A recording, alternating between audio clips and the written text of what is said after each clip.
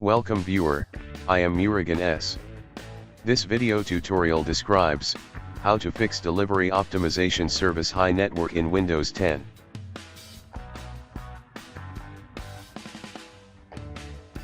Type allow an app through in Windows search bar.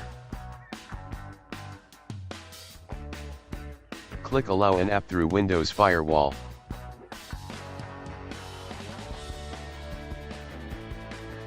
Click change settings.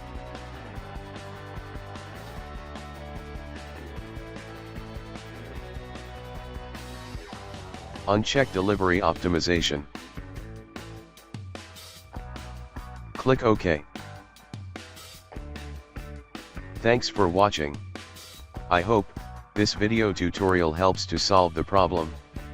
Please like, share and don't forget to subscribe my channel. See you next video.